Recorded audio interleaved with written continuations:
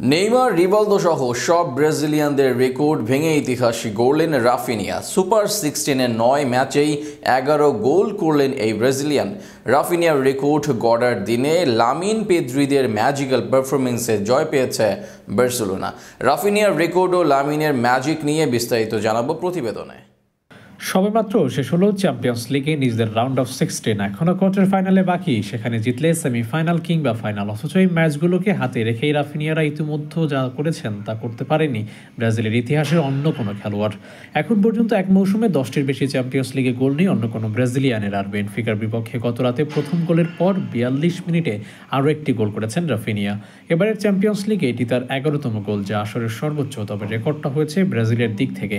Champions league ইতিহাসে ব্রাজিলের আর কেউ কোনো ক্লাবের হয়ে কখনোই কোনো বছরে 10 গোলের বেশি করতে পারেননি। রাফিনিয়াই প্রথমবার যিনি 10 গোল করেছেন। 10টি করে গোল আছে নেইমার, রিভালদো সহ 5 জনের। এদিন ম্যাচ শুরুর 11 মিনিটেই প্রথমে এগিয়ে যায় স্বাগতিক শিবির। লামিন ইয়ামালের অ্যাসিস্ট থেকে গোল আদায় করেন রাফিনিয়া, তবে 2 মিনিট পরেই গোল করেন বেনফিকাকে সমতায় ফেরান ওতামেন্ডি। কিন্তু 27 মিনিটে রাফিনিয়ার সহায়তায় দুর্দান্ত গোল করেন স্প্যানিশ তরুণ লামিন ইয়ামাল।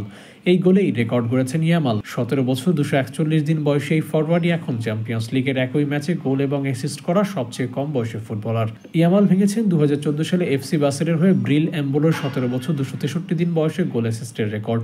এরপর 42 মিনিটে ব্যক্তিগত দ্বিতীয় গোল করেন বার্সেলোনার ব্রাজিলিয়ান ফরওয়ার্ড রাফিনিয়া। ফলে বড় জয়ের স্বপ্ন দেখে কাতালান সমর্থকরা, কিন্তু দ্বিতীয়ার্ধে আর কোনো গোল না হলে 3-1 ব্যবধানে জয় নিয়ে মাঠ ছাড়ে হ্যান্সি ফ্লিকের দল।